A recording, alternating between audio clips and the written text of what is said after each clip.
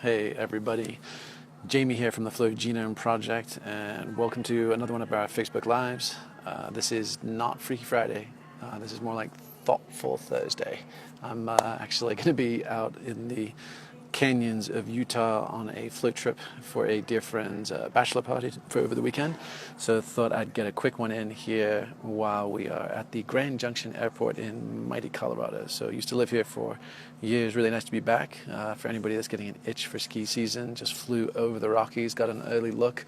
Vail's looking decent. Arapahoe Basin is going to be opening this weekend. So there's some early snow cover throughout the Rockies, and let's hope we get some good turns in this year. So with that said, what are we going to talk about today? Today we are going to take a cut at 4 of the top ways that people tend to come unglued when pursuing altered states. And specifically for those of you who've been following any of our flow science research, or even any of our conversations about ecstasis, meaning literally any and all experiences that take us out of our normal waking consciousness and basically leave you someplace else, someplace other than conscious inner critic, prefrontal cortex, executive function.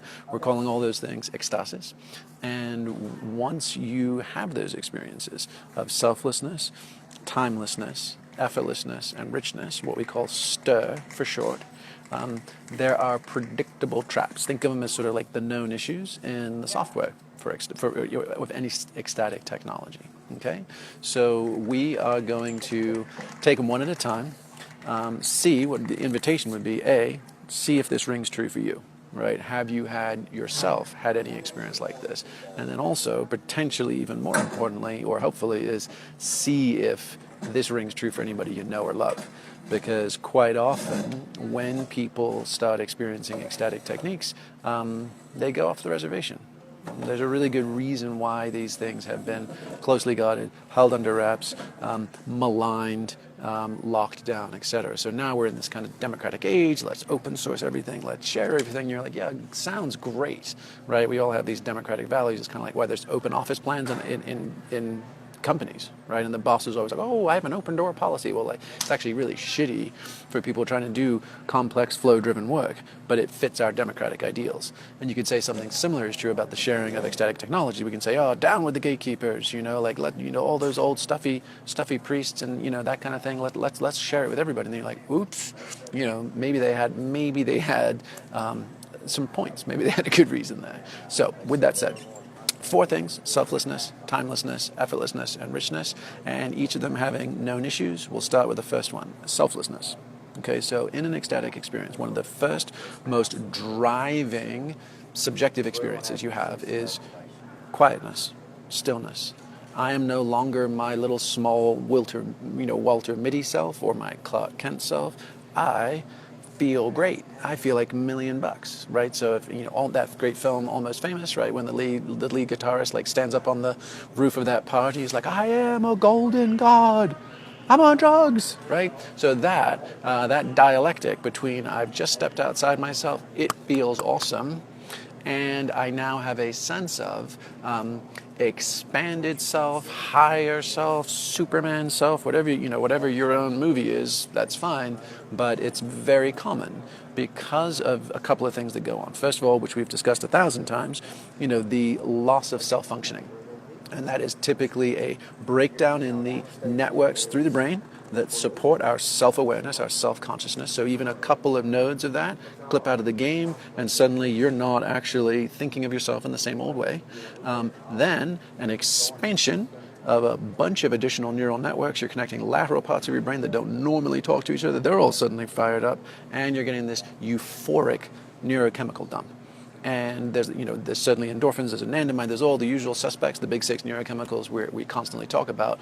But the one that's particularly germane here is dopamine, because when you have high levels of dopamine, and for instance, if there's Alzheimer's patients, there's a lot of people that take the pharmaceutical drug L-Dopa, and that shifts people's internal dopamine levels as well. And once you do that, you get all kinds of funny ass behaviors, including compulsive gambling in grandma who will suddenly raid all of her her coin collection and like haul ass off to the nearest one-armed bandit slot machines and stuff, and then just lower her L-Dopa dosage and she stops. But the other thing that dopamine will do is massively increase your sense of salience, meaning something happening here really important, aka me and this experience I'm having, as well as a tendency to over-perceive patterns, and hence tinfoil hat conspiracies. So there's a significantly increased likelihood of people perceiving an alien abductions, conspiracy theories, all those kind of things when they're juiced to the gills on dopamine. Okay, so that's the kind of like the mechanics, the neurochem of what this feels like. In certain instances, right, if you go to the Wailing Wall in Jerusalem, there's lots of people that get whacked with the Messiah complex. They actually think I'm the second coming of Jesus. They sort of, it's really old, it's ancient, there's all of this significance from all the world's religions there, and boom, it knocks them out of themselves, and then they become not just I had an experience of Christ consciousness, for instance, but no, I am the second coming. And that conflation between the momentary experience of superhuman and what's left of my ego clinging to it and saying, this is the new me, I'm changing my name, you've got to treat me differently, I come back home, I insist on everything being different, that becomes a lot more problematic. So the first thing to remember is it's not about you. No matter how much these experiences will convey a sense of exceptionalism, a sense of purpose, a sense of profundity, know that's par for the course. Know that happens to everybody, and don't take it or yourself that seriously. So we've laid out some of the mechanisms why. That's part of the inoculation against. Don't go to the rainforest and come back and start offering workshops and change your name. Right, just ixnay. Right, at Burning Man, there's a great viral article that says, "Don't divorce your parakeet," right, which is like, don't make any life-changing decisions for 3 weeks after going to an event like that. Well, the same could be said of going to the Amazon. Doing anything that's going to provide you with a radically exfoliating experience of selflessness. So hold it all loosely. Okay, and the next one. So that's the don't take it personally. Number two is the notion of timelessness. So for anybody that's, been alive for the last decade, that there have been the last two most recent were the 2012 Mayan calendar, end of the world, as well as the, what do they call it? Y2K, right? And Y2K was just, again, the same way we're dealing with the singularity and saying that that's just a rapture for nerds. You could say that the Y2K was just the millennium or the end of times for nerds. It was just a tech expression of the Mayan calendar, similar gist. Either way, they all get it wrong. They always get it wrong. There's not been a single prophet in all of human history, unless you're really a fan of the Weekly World News and Nostradamus, that has nailed their pins in the map, right? And so, in fact, the what's their names? It was before the Seventh-day Adventists. It's who the Seventh-day Adventists became in the 1840s. But those guys literally hung out in their attics waiting to be taken up in the rapture and got seriously bummed. It was called the Great Disappointment, I think, when it didn't work out. Right? So the point is that when you get into an ecstatic state, okay, again, similar things, the mechanisms we just described in our brain. And for anybody joining again, hi, I'm Jamie from Flow Genome Project.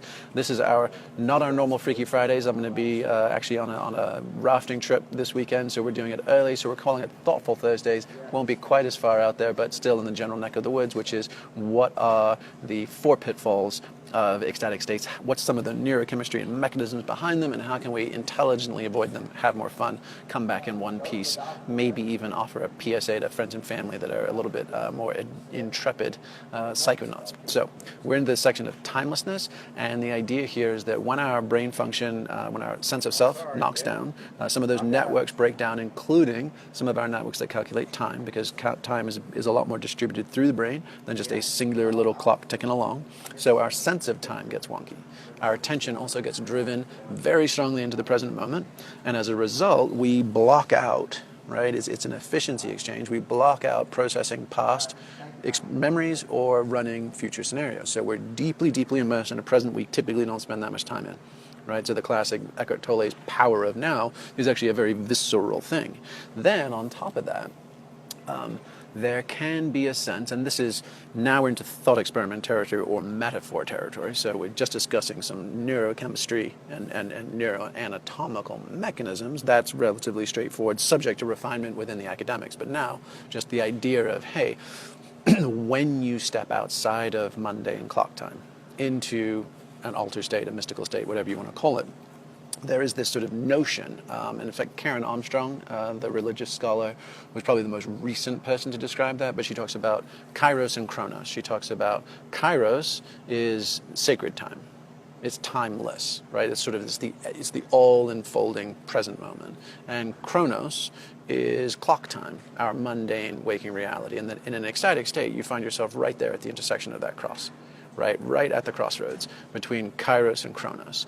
And that can leave you feeling like everything is possible and everything is reach out and touch it close. Okay? And so, in fact, having just flown over the Rocky Mountains, this is where I am. I'm in the airport on the western slope of Colorado. It reminds me when I was in grad school, right in Boulder, so just over the hills, was studying the journals of Zebulon Pike, who was one of the early 19th century explorers, 1803, 1804, 1805. He was kind of trekking through Kansas, Colorado. They pull up just across the Kansas border, and he sees this big badass mountain. It's going to later bear his name, be Pikes Peak down in Colorado Springs. And he's like, magnificent. We've sighted the Rockies. Should be camping at its base in 2-3 days at most. Took him 3 weeks to get there. Right? He didn't know how tall that mountain was, and he didn't know how thin the air was, and therefore how close it looked. He was used to East Coast scale and humidity, and completely misjudged the proximity of something massive out there at high elevation. Well, it's not a bad metaphor for what it's like in altered states, in an experience of ecstasis, and you are sitting there at the intersection of kairos and chronos. It can all feel right there, like it's going to happen now, or at the very least tomorrow. And so, in fact, there's even a term among psychonauts called eschatasthesia, and the eschaton is just a sort of religious studies term for like anything that deals with the end of times. And eschatasthesia is literally the simulation of the experience. And Melania, hello from Texas, right back at you. Sean, go Buffs, yeah, right at it. Anybody who's spent time in Boulder knows and loves it for life, and it's a fantastic spot to be.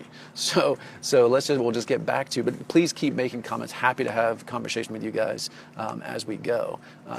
But fundamentally, eschatasthesia is the, arguably false sensation that you are there at the end of time and that something imminent is about to happen. So the idea again is if step one was, don't, like, if you boot up into like Superman for a while, honor it, love it, milk it, stretch your bones, feel how awesome that feels, and set aside the cape.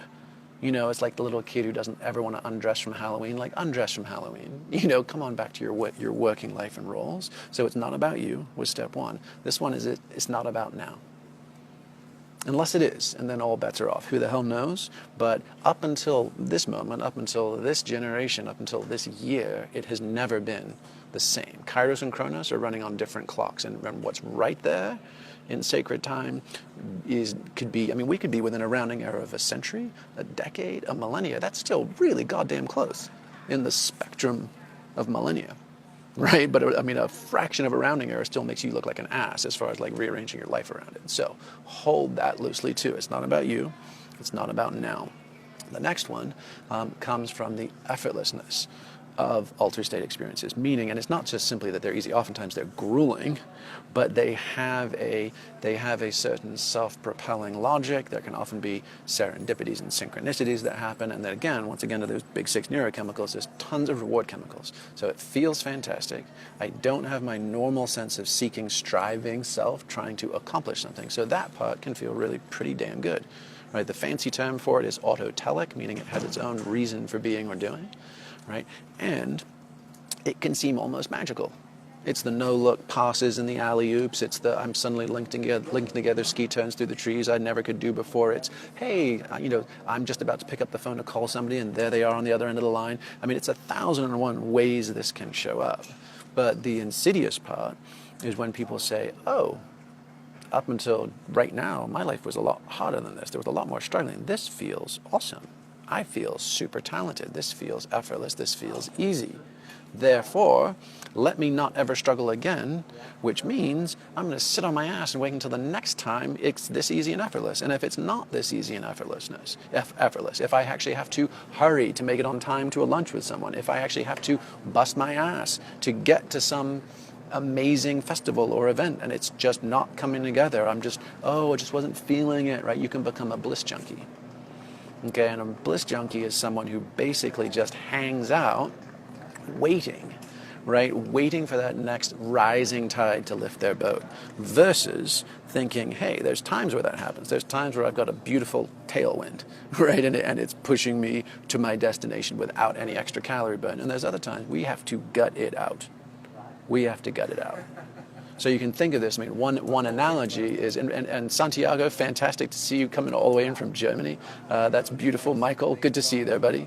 And so an analogy you can think of that some folks have found helpful is thinking of the role of altered states in our life almost like we are like a colander, like the kind of spaghetti sieve that you'd use to strain pasta, right? And if you turn on the faucet, aka your ecstatic experience, and it's just blasting, that colander, even though it's got a ton of holes in it, will fill up. It'll actually behave like a leaky bowl, right? So for a moment, the water level in that colander is high. And you can make connections, and you can access and interpret information that you don't normally have access to. And again, it feels awesome. It feels superhuman. But now turn off that faucet, and very, very rapidly that water leaks down out of all those holes. Okay, so there's two choices, and it's not a binary, it's not an either or, but there are two fundamental choices of what do I do with that experience. All right, choice one is, that was amazing. That felt so good, true, powerful, whole, inspired, whatever you want to say. Where's the next faucet to tap? Right? And this is typically where, users and abusers of MDMA, right, go off the rails. They're like, oh, I went to a dance party last night and it felt amazing and I loved everybody and I just danced until the sunrise. When's the next party? Right? Or when's the next amazing retreat? Or can I sell all my belongings and go follow this guru? Or can I go down the rabbit hole of, crazy, wild, experimental sex communities or whatever? Right? Can I just go chase that state again? Can I go and tap another spigot? Or do I set about slowly, painstakingly patching with love, light, practice, dedication, awareness, each one of those holes in that colander? And can I turn that colander into a chalice over time? Now, we do get some bonuses, like when that thing fills up, right? It feels, and this is just editorializing, but it has been my consistent experience that there's a certain intelligence and information, or intelligence to the information that comes through. So you can actually be like, oh, this is what it feels like to truly stand tall. This is what it feels like to move in an organized way. And then there's and you learn. So we can learn and mend ourselves at an accelerated rate in peak states. And at the same time, we don't get it all done. Right? We don't get it all done. So when that water level, when the state tapers and the water level drops, we've got the information, we know better. Now the question is, can we do better? Right? And that's the question. And so Ryan Holiday, who's a friend of ours, he wrote a great book a couple of years ago called The Obstacle is the Way. It's a rephrasing of the Roman Stoics, but it's fundamentally saying, do the hard thing. Do the hard thing and your life becomes easier. So rather than becoming a bliss junkie when we experience these, and if anybody's got, friends who are into smoking weed, friends who are into transformational festivals, friends who are even into like badass immersive video games, right? You name it. And they spend a little too much time on the couch, or they're just kind of hard to motivate in between those peak state experiences, and they're kind of a little flaky or a little unreliable. They may have trouble with finances, who knows, right? Or certainly just general accountability and like dealing in relationships. Check it with them. Because the paradox is not that just because these awesome, amazing, effortless experiences exist, therefore everything should be this way and anything that isn't worth my time or commitment. It's the opposite. It's like those moments on standing on top of the mountain should give us inspiration and clarity. Then when we get back down in the forest, we know where we're going and we know what's on the other side of that path. So we don't fret and moan when it comes time to busting our ass on that next climb, right? So step one was the problem of selflessness is we can mistake those moments of feeling superhuman for I am superhuman. That's the Messiah complex. So it's not about us. The timelessness is we can mistake the immediacy right, of everything we can see, touch, feel, imagine in an altered state, and it's just and assume a scatasthesia that the end is coming or some inflection point is coming right now in real time, calendar time. This one was the effortlessness. Just because it's effortless doesn't mean it's always going to be easy, right? And that effortless effort takes a lot of fucking work, right? So if we can embrace the suck, if we can do the hard thing, paradoxically, we actually get more of those effortless experiences, not less. Okay? And the final one is richness. So we've talked about this several times in different contexts, but the richness of an altered state, of an experience of ecstasis, can be anything from mildly inspired, like, oh, I was working and I just, took a hot shower at the end of the day and suddenly a bunch of ideas clicked into place that hadn't before. Fantastic. Or can be like straight out fire hose from beyond, right? The sort of ones and zeros streaming of the matrix, the grand epiphany, the, what's her bucket? Is it Eleanor Arroway, I think is the name of the Jodie Foster character in Contact, right? And they plunk her ass in the middle of that Stargate. And she just is gobsmacked, right? And she's a rational materialist, and she's like suddenly seeing whatever they do in the sci-fi land, but like essentially a Stargate through galaxies. She's like, oh my God, no words. They should have sent a poet, right? So it can go from a bit of information to just a metric shit ton. And that can be utterly overwhelming. And not only can it be overwhelming, literally, that's if you've ever heard of the stories of like, oh, somebody did acid and then they thought they were a banana or whatever, and then they spent the rest of the time in the loony bin. It's highly unlikely that it actually went down that way. But what is definitely plausible is that they simply got overwhelmed by infinite multi-perspectival awareness and couldn't quite find their way back to their own mailing address. And once they'd had that blown open, they didn't have the intellectual rigor and or emotional wherewithal to recombobulate themselves, having been so thoroughly discombobulated. So that's a known issue. It actually doesn't happen that often, and it's very rare to persist after the effects of the practice, whatever it is, and the conditions are shifted or changed. So take somebody out of the crazy rock concert, or take them out of the isolated monastery, or let the chemical that's in their system wear off, whatever. 99% of people come back to a level set. That is, that's a known issue up front. Be careful of staring the burning bush in the face. But the other one is almost more, I think it's more pervasive these days, and it's probably worth talking about in some more detail, which is the seduction.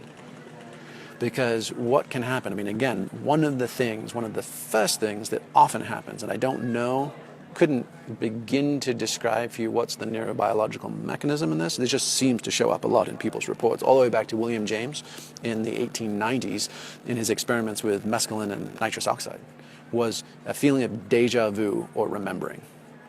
So across multiple experiences, when you get into an ecstatic state, there is a sense of, oh, I'm here again. Or, yes, I remember that. Of course I remember that. Of course I remember all of this. When was the last time I knew this? How did I forget this? And I always think of it, it's a little bit like if anybody remembers the old Disney Sleeping Beauty, where the entire kingdom has fallen asleep, and then the spell is broken, and they literally kind of just pick back up right in the middle of their conversations. Someone's banging pots in the kitchen. The king is chattering to somebody else. Like, it's literally almost like that. This sense of, and the Greek term is anamnesis, which is the forgetting of the forgetting. Right, or basically a deep remembering. So that is super cool. It's one of the neater feelings I think any of us could have, really. It's like, oh, I am actually smarter, wiser, more inspired than I give myself daily waking credit for, and I'm remembering really interesting the things that are deeply significant to me, whatever they turn out to be. Cool. Now the trouble, though, is that you combine all these things. So remember, we said it's not about you, and we said it's not about now. And do the hard thing. Well, let's reverse all those, and let's say it is about me. I feel like a golden god. It is about now. It feels like something absolutely imminent and of vital significance, and maybe not just to me, maybe to the entire world, is happening right now. And it is effortless, and I feel absolutely swept up in this. And the anamnesis, I'm remembering this as if it is deeply and anciently and always been true. who doesn't want to go back, and who doesn't feel like I'm on a secret mission, who doesn't feel like I need to go and see this through, I need to find the bottom of this, right? And a great example of this is John Lilly, who some of you may know. He was the inventor of sensory deprivation tanks. He was a wunderkind neuroscientist back in the 50s and 60s. He was, pioneered all the research at NIH and University of Pennsylvania on pleasure centers in primates and humans and all this kind of stuff. And then started realizing that CIA, MK Ultra were kind of snooping into his business, thought, don't want that stuff to get weaponized, let me start, and it's not really ethical to do it on animals anyway, so let me start self-experimenting, and that's why he developed sensory deprivation tanks. He had one of the original federally funded studies on LSD in the early 1960s. He started combining LSD with sensory deprivation tanks. That's where, if anybody remembers the movie Altered States with William Hurt and Richard Dreyfuss, it's based on his life and research. That then became, controlled substance not available for research. He then switched to ketamine and started combining ketamine, which is a dissociative anesthetic. You literally can't move your body, but you have some, interior experience. It's still used to this day for pregnant women, for children, all kinds of things. So neurochemically, very safe, but phenomenologically, meaning what was he experiencing on it? Seductive. And it even has an underground reputation as the heroin of psychedelics. Not because it's physically addictive, but because people experience domains, realms, information feeds, whatever you want to call it, that appear about them, that appear about now, that appear effortless and self-propelling, and therefore, right, deeply worth chasing after. Okay, and you can even, this is not all about psychonauts and chemicals, right? Action sports athletes, extreme action sports athletes, whether it's base jumpers and wingsuiters, whether it's free soloing rock climbers, you name it, right? There are a lot of folks that do those things. They roll the dice on life and death, and they get to a place of clarity. They get to a place of ecstasis, right? They get to a place outside themselves that is so compelling, that is so rich, they keep coming back. Now, the trick with action sports is it's very rare. Once you acclimate to a certain skill, like I try a backflip off a diving board, okay, that terrified me the first time I did it. The 10th time, not so much. So now I need to try a 1.5, and then I need to try a double. And I just tried a double off a rope swing a couple of weeks ago, and let me tell you, throwing a double is easy. Throwing a 1 3/4 is fucking difficult. And so, right, at some point, you're going to come unglued if you keep upping and escalating the ante. And that's exactly what happened with John Lilly. He got to the point where he was finding himself in these float tanks in a matrix-like reality of, ridiculous complexity and intrigue. And it had significance. He was convinced. He even, he had crazy political contacts. He'd even called the White House to inform them of effectively a kind of Skynet-like, Matrix-like reality that was impinging on ours, right? And nearly fucking died twice, right? Ended up shooting himself. He's an MD, right? So he's self-injecting, administering, taking notes, doing all this meticulous shit. But he was like injecting himself with ketamine once an hour, every hour for days on end, to stay in contact with this stuff. Now, most people don't go anywhere near that far, but, right, how many people do go back to the well a little bit more often than they should, right? Because it starts feeling compelling, important, significant. It soothes any sense of my life might not always feel this compelling, important, significant, effortless, right? But this does. So I want to go back and do it again and again and again. And so that leads us, all this stuff rolls into, I'll say that point number 4, so we're talking about this information richness, which is don't flinch would be step 1. If scary shit or interesting shit happens, don't act on it. Because if you act on it in 3D reality, what you're perceiving in your mind's eye, suddenly you've got all the consequences of physics, and physics trumps metaphysics. Always. Right? So if you've got an imaginary purple dragon, but he chases you out a second-story rear window, 32 feet a second all the way down. And that's what that happens, right? That's a tragedy that happens, right? The other thing is don't give in to astonishment, just like Eleanor Arroway in The Contact, right? No words to describe it. They should have sent a poet, right? So don't get soft in the head, right? And forget what you came for. So in some respects, like I think the most concrete metaphor, and I'll take a moment on this because this is this is probably one of the biggest liabilities in our current generation, right? Because so many people have access to techniques of ecstasy, and so many people are flying blind. They're not part of lineages. They don't have teachers. It's all just kind of our friends and family, and we just kind of winging it together. And people are coming unglued somewhat predictably. And if you think about it, it's kind of like freehold breath diving, where people don't use scuba tanks and they go down as deep as they can go. And in the last 3 years, we've lost one of the top dudes, the U.S. record holder, and the best woman freediver in the world, both dead. And the question is, not unlike base jumping or any of these things, the question is here's the paradox. If I go as far as I can go, right, if I come back too soon to the surface, I'm like, oh, I know I could have gone a little further. So I feel like I left some gold down there in the depths. But if you go too far and you die before you come up, it doesn't matter how much gold you got in your mitts, right? You lost, game over. And if you bugger it up somewhere in between, you've got hypoxia, you've got brain damage, you come back a little addled, you come back not quite right. So that's the challenge. The rapture of the deep is calling all of us. Now that we have access to these ecstatic technologies, it's not a question of is there, it's a question of how far, how much. And anybody who's even taken a dip into this water can realize it's turtles all the way down, right? It's endless. It is fractally encoded information as far as the eye can see. So the question is, there is no bottom, there is no top, there is no side, there is no end to contemplating this stuff. So rather than engaging in the hubris of, I'm going to get to the bottom, I'm going to grab all the gold and bring it back, just think, I actually have to say, I will only travel as far as half the air in my lungs. Right? As Ed Weisters, the Everest mountaineer, once famously and helpfully said, he said, summiting is optional, but getting home is mandatory. And that's backed up, right? Journal of American Alpine Accidents, their stats, I think, and certainly probably it's true in the Himalayas as well, is 70% of fatalities in alpine mountaineering occur on the descent, not on the climb, not on getting to the top. It's on the way down. 2 out of 3 fuckers who die after the selfie, right? So that's a critical one to remember. So don't flinch. Don't treat those things in the imaginal realms that you might see or experience or feel, and treat them as real, and then they show up in the real world, right? Physics trumps metaphysics. And alternately, don't give in to astonishment. So all of this really boils down to, fundamentally, it's not about you, it's not about now, right? Don't be a bliss junkie.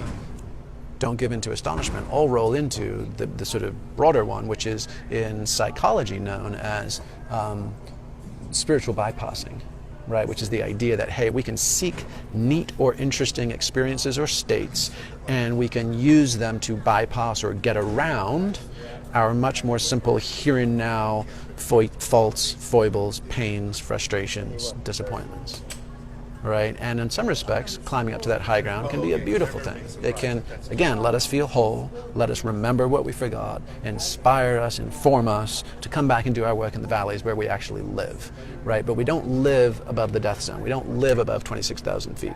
And if you keep try going back there, and I know I'm mixing my outdoor metaphors, we're down to the depths of the ocean, we're up to the top of the world, they're all the same, they're death zones, right? There's not oxygen, it's not where we and the things we love grow. Right, so let's make sure we visit those realms and honor them fully, but then also let's come back, right? And yes, Derhut, John Wellwood with the name check, the psychologist who came up with the concept spiritual bypassing, absolutely fantastic, gold star of the day.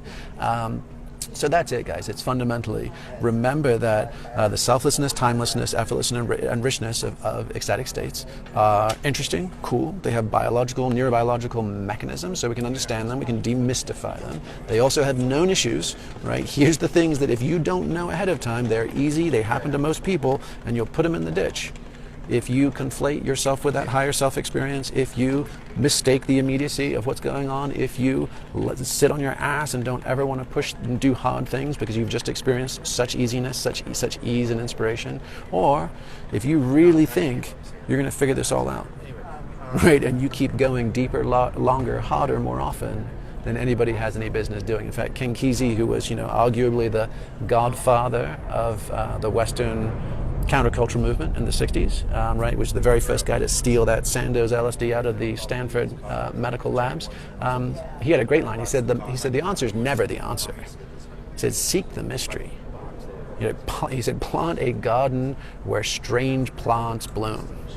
Right? So I think that's as good as anything to kind of leave this part of the conversation. Then I would love to jump into some comments. But fundamentally, that idea of there is no bottom. So only go as deep as half of your lungs can hold. Because going down and checking it out is fun, is potentially profound, but getting back to air and sunlight is non-negotiable. So I hope that's helpful, guys. And now let me see if I can scroll. I can scroll. Awesome. So yeah, Michael was just wondering, so did John Lilly called the White House? Yes, he did. It was actually in the Gerald Ford administration. John was surprisingly a well-connected New England boy whose dad had serious connections in federal government. And he was convinced, and this is where, you can't make this up. This is 30, 40 years ago. He was literally convinced that there was solid state machine intelligence, so really not that different than the Matrix, although he'd been experiencing it all on his ketamine journeys, and that it was going to intervene in the world and potentially be trigger itself. So this is AI, this is Elon Musk, and we're all kind of coming full circle onto these kind of conversations again. He was just ahead of the curve, and that it was going to trigger nuclear war.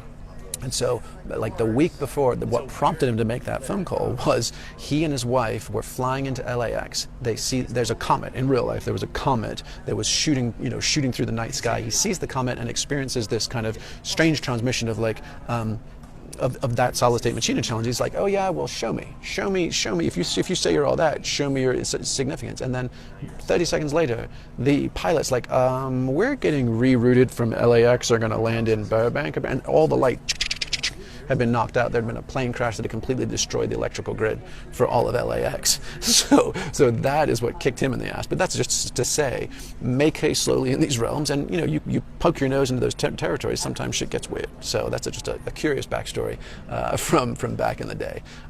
Let's just think this one. Lucas was just asking, the concept of deep remembering is fascinating. Can you access those memories without an altered state? I think that's just a question of language. I would propose that if you're accessing those memories, you are in an altered state of some shape or form, right? It doesn't have to be like, walls warping, mind bending, crazy. It can just be, I am not distracted. I am not focused on the immediacy of what's around me. And people, if you look at, EMDR, basically any of the neuro-linguistic folks, of eye movement and body position and where you go, where you move your eye and facial structures to recall certain memories. There's a certain signature to that in our neurophysiology, and I would suggest that anytime you're having one of those deep ahas that feels deja vu, for lack of a better term, you're in some non-ordinary state of consciousness, even though it's subtle, and even though the edges of it, you just kind of drop back in and out of it right from that. So let's keep going here. Derhard, so play for 50%. Applying the law of compounding effect, even playing for 1% will move mountains. So yes, so this notion of how far should we go, how often, now that techniques of ecstasy are fundamentally ubiquitous, I would propose, again, it's the make haste slowly. So there's, this is nothing, and none of this is new. We're just wrapping this in the language of neuroscience. Which basically positing a sort of rational mysticism, one that you don't have to drop down at somebody's feet, one that you don't have to swallow anybody else's giant fish stories about how it all came to be. We can just say it's experimental and it's experiential. But that said, this has all been done. So if you go into any of the Eastern tantric traditions, the Western sex magic traditions, or alchemical traditions, they all say, by the way, this stuff works, go slowly. Right? And so, yes, the idea of just it's far better to get tortoise in the hare kind of shit, right? So these left-hand paths, or the unorthodox, ecstatic paths, have always been, acknowledged to be the fastest routes to the destination with the lowest success rates. So you don't get it back to the freehold breath diver who expires before getting to the to the surface again. You don't get any points. Doesn't matter how far you went. Right? If you jump the sharks. So 1% day in, day out is infinitely preferable to 100% and a blazing flame out. Sean, you just asked, so are you saying we should have a strong ego that we can return to? Great question. So this is a matter of preference, this is a matter of philosophy, but it's also, I think, a matter of practice. Most of the spiritual traditions that became really popular in the 60s and 70s were Eastern oriented. They were predominantly non-dualistic, meaning the idea that like this world's kind of illusory and wherever you go there you are, and really everything that you're suffering and all these things are just a state of mind. So the secret and all those kind of more pop psyche ones that infected our spiritual marketplace over the last decade are of that ilk, just detuned and watered down. So there's a long tradition of you've got to get past your ego death, ego transcendence, blah, blah, blah, blah, blah. And you can totally go down that road if you want and run those thought experiments if they serve you.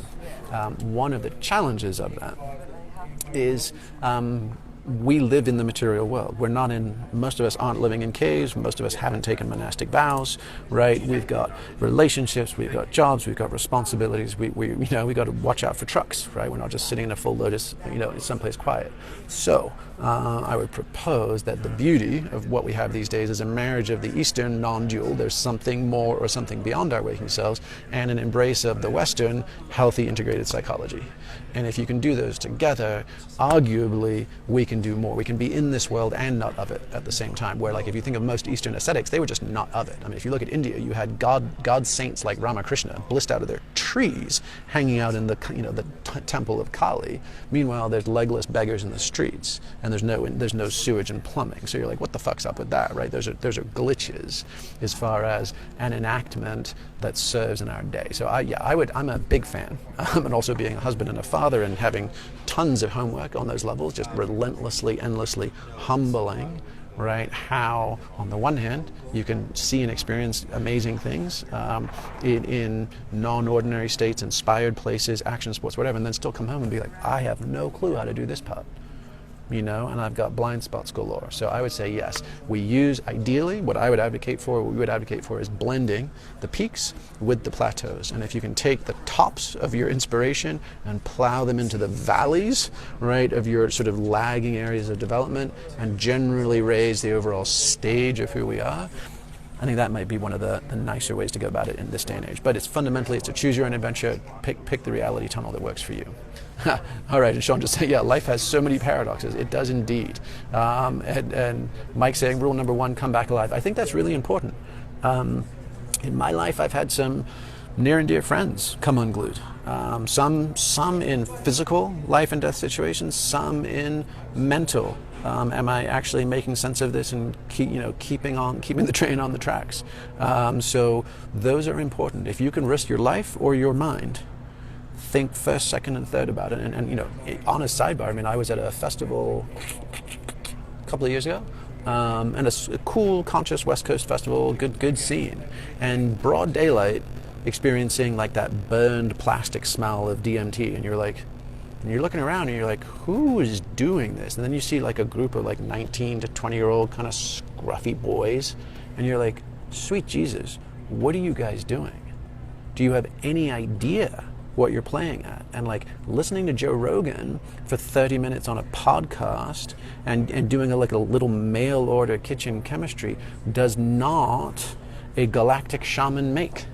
And so there's a I think a misalignment these days between the potency of tools that people have broad access to, the amount of just baseline knowledge that is shared, and then any sense of humility, respect, and appreciation. It's not unlike the big wave break Jaws, right? At first, it was just our good friend Laird Hamilton pioneering toe-in surfing on those waves, and a handful of Maui watermen out there.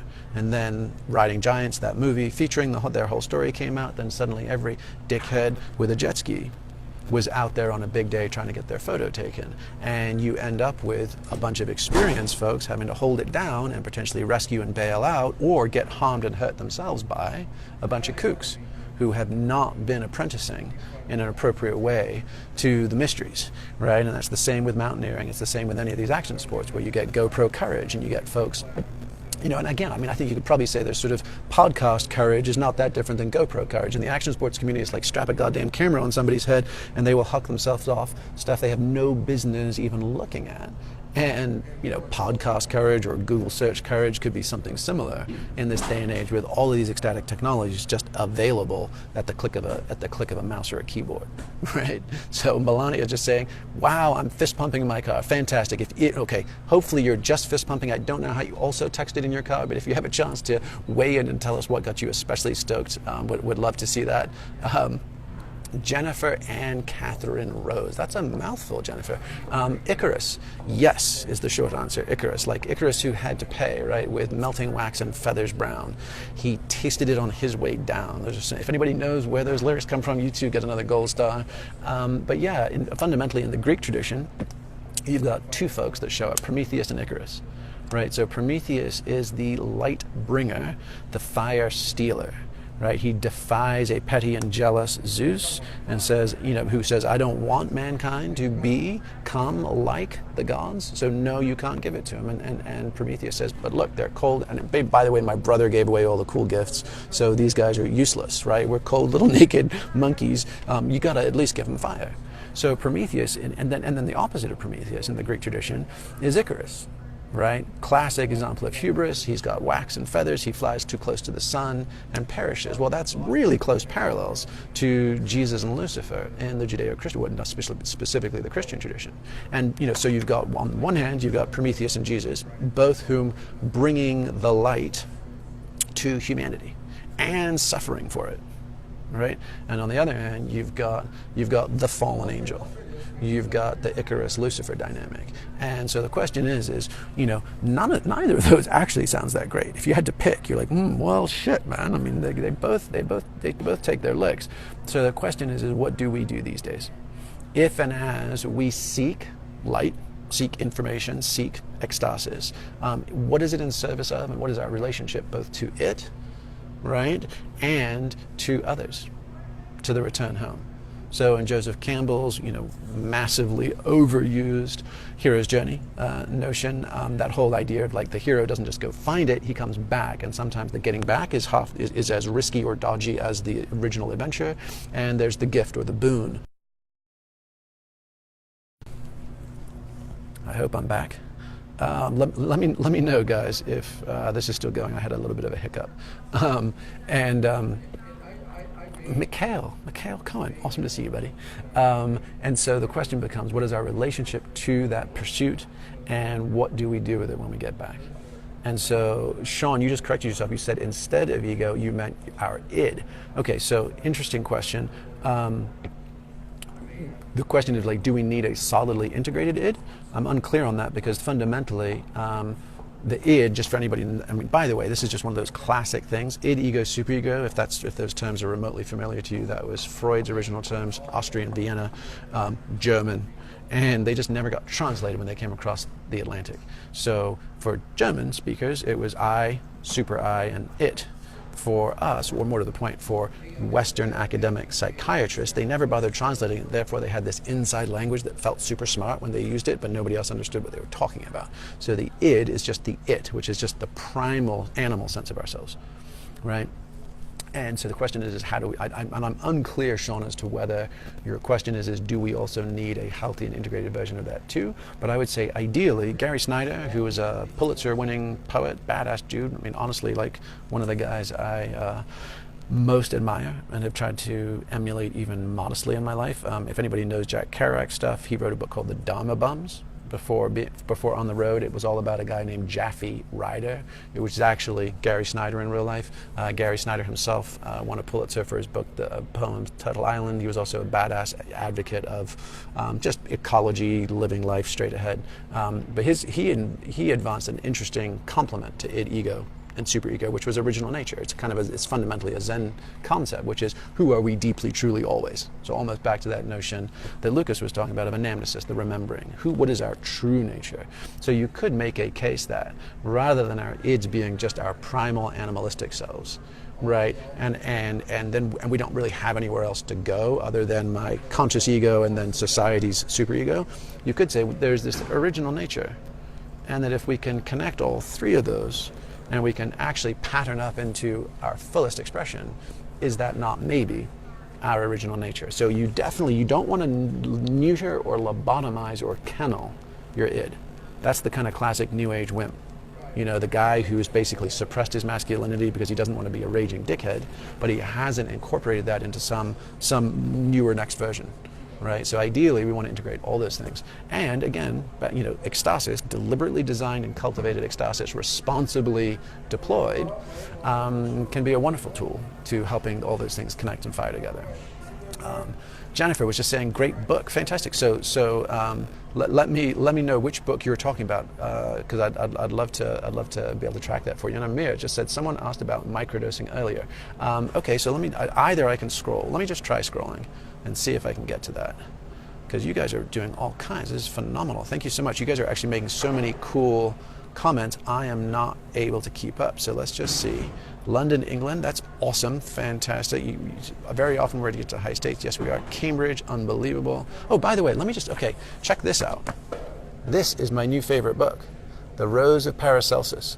So it's just come out. It's in galleys. This is not even like the full copy, but you can get it on Amazon. And it's by this guy who was at Harvard, JFK School of Government, and simultaneously on their medical school stuff. And it's this wild-ass global conspiracy rant about basically the sort of modern-day Illuminati with everything else going on. So I've just been reading that on the plane as far as just when I was hearing the Oxford and the Cambridge and those things coming up. So I'm not seeing where the notion of the microdosing would be, but I'm happy to riff on it because obviously that's kind of up these days. A lot of people are experimenting with it. I mean, we've had lots of clients, big Fortune 50, Fortune 10 companies being like, hey, psst, we've got our whole team of engineers microdosing. You guys have any experience on that? I think the simplest thing is microdosing, just to describe it to people, is using sub-perceptual thresholds of psychedelic compounds on a more regular basis than if you were doing like some heroic dose once a year in the Amazon, right? And so their idea is, the typical protocols. My phone just rang, so sorry about that. I wouldn't say this is wildly validated, but the lead researcher, James Fadiman, this is his protocol, but it's basically 1 day on, 3 days off kind of thing, and then see what happens. A lot of people are reporting increased focus, concentration, calm, creativity, even, interestingly, a move over time away from destructive habits like smoking, binge eating, lack of exercising towards more congruent, sort of self-affirming behaviors and practices. Who knows? We'll see. The sample sizes are in the low thousands at this point, collectively, or at least the ones reporting in. I think there's a ton more people just trying it, guerrilla style. But what's really interesting to me is just thinking, what do all of those things have in common? Specifically the psilocybin and the LSD that the majority of people are microdosing with. They interact with the serotonin system. And completely differently than Prozac and Zoloft, but it's a serotonin system interaction. So what's happening with microdosing is people are saying, instead of taking these for visionary, transcendent, heroic dose usage, they are actually saying, what about just medicinal?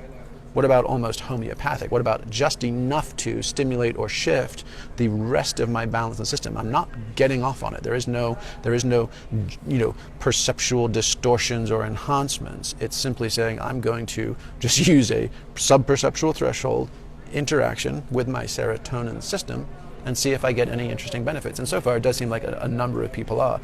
Is it, wildly unstudied? But in some respects, you look at the side effects for SSRIs, and they're shocking. People talk about brain zaps for like 6 to 9 months afterwards, where they just have these electrical tingles in their scalps. People, there's 1,001 things that are going on that are not that cool or fun with SSRIs, and we hand them out like candy. So are they less than that? Probably. And you could basically say this is just the resurgence of research that just got completely stonewalled in the mid-60s. And I would argue, in fact, I think I could make this case that had that early 60s research in LSD and psilocybin, because they were just discovering the serotonin system right then. I mean, it was exciting times. And then it all just got shut. Had that not got shut then, and had they continued with formal, reliable, responsible, peer-reviewed research down that road for the next 3 decades, we would never have even heard of Prozac or Zoloft. They are bastard stepchildren of the serotonin system, compared to the other things that we have access to these days. So one or two other questions. Let's just see if there's any. How about this? Anybody else want to ask a closing question? Make it a good one, and then we will sign out. So let's just see. Now I'm getting to understand how this works a little bit. I get a little blue signal. So Sean just asked, can there be cumulative effects of microdosing that should be a concern? Short answer is don't know. Again, let's go back to our basics. Make haste slowly, right? Only go and have experiences of ecstasis as often as you can comfortably, reliably integrate and bring them back into your life practically, right? And if in doubt, I would err on natural versus synthetic. I would err on, this is no different than grass-fed butter, right? And good shade-grown coffee. Care about what you put in your body. Pay attention to what it does to your body, mind, and brain, and relationships, and everything around you. And pay attention, right? There is no substitute for radical self-responsibility, especially as we go into domains like this, right? And so what we'll leave this with Derhartz, which was upgrading multi-perspectival subjectivity. Those were your words, I believe. So that purpose, as per the book that you just showed us, is around not making sick people well. Oh, this is a long one. I got to click more. But making well people better. Make haste slowly. Yeah. So, I'll leave us all with this. In fact, Sharon Begley, who's a very well-known science writer, she wrote a book called Train Your Mind, Change Your Brain, I think, and she's now somewhere in the White House or some interesting NGO position or something like that. So she's no longer just being a journalist, whatever she's doing. And she has an interesting concept. She talks about the tyranny of the zeroth, like the zeroth percentile, and that almost all of our psychiatry, all of our medicine, everything else is taking people who are below zero or the norm and just trying to get them back to that. And once you're there, your physical therapy stops, your doctor's visits stop, your copay stop, it all stops, right? And she even quotes Alan Watts, right, the English philosopher, who was basically saying, in the Western world, we almost think that normal is as good as it gets, and that anything better than that is sort of reserved for saints. And you realize in a hurry, you're like, oh shit, if this helps people with PTSD, which it does. Like, we document this extensively in our new book, Stealing Fire, but, regardless of how you get there, including surfing and flow states, including meditation, including MDMA, including, like TMS, transcranial magnetic stimulation, it doesn't matter the mechanism. The results are really strongly comparable, that moments outside ourselves can heal us. And then there's all these other studies on microdosing and complex problem solving in the business world and in the science world. So you realize they can heal us, they can help us become more creative and innovative, they can help us learn faster, right? And you're like, okay, so why would that be relegated simply just to getting people back to baseline? What happens if you take those exact protocols and use them to optimize superhumans? And wouldn't that be cool? And wouldn't that be just in time? Because instead of sitting on our asses waiting for the second coming, right, to passively save us, just like Prometheus did, what's the umpteenth coming like? What's when one person wakes up and another person wakes up and they wake up 3 people and they wake up 12 people and we all just get our games on. So that to me is way the hell more interesting. And in a big part of by both what we do as an organization, Flow Genome Project, why we wrote this book, Stealing Fire, and why we're having these conversations with you guys. So if this is interesting, thank you for joining. Thank you for awesome conversations and questions. If you want to plug in with us, feel free. We do programs as well. Flow Fundamentals is like an online one. We're going to be out in New York next week at Evolver doing a talk on this stuff, and there's going to be a ton more coming in the next 6 months. But guys, thank you. You've all been absolutely fantastic. Great to see you, and I will see you after a 3-day magical rough trip with some dear friends down the canyons of Utah. So be well, everybody.